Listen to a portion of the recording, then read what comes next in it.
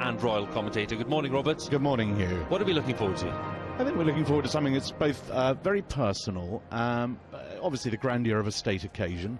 Yes, it's a birthday, but this is a queen who's really quite modest, quite shy. She doesn't want this to be all about her. So what we're not going to see, the grandees of the racing industry. We're not going to see all the Euro royals here. This is very much about family, yes, but then all the people who do so much for the country, sitting in the nave there. Here we see some of the more remote cousins we don't normally see in the public eye here. The children of the Duke of Kent, for example.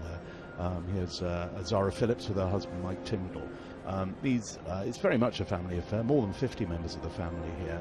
You would see more members of the family actually at this event. You would even see tomorrow on the balcony at the birthday parade, which is normally the occasion for the biggest royal turnout of the year. But there also we see in the nave there, we see all these people there.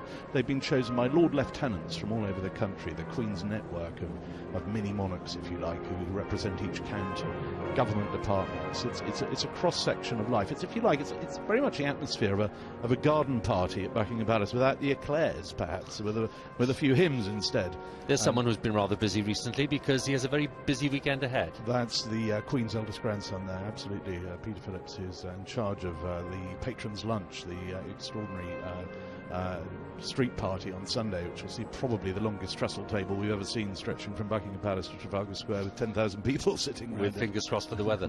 Absolutely. And there again, Zara Phillips and Mike Tindall taking their places at the front. It was interesting to see such a large number of the senior members of the family, close relatives of the Queen, arriving by coach. Some years ago, I'm sure they'd all have arrived by a fleet of a motorcade of limousines, but modern times and traffic demand economy of travel, so there were 5 coaches parked on the palace forecourt this morning, and they're still arriving.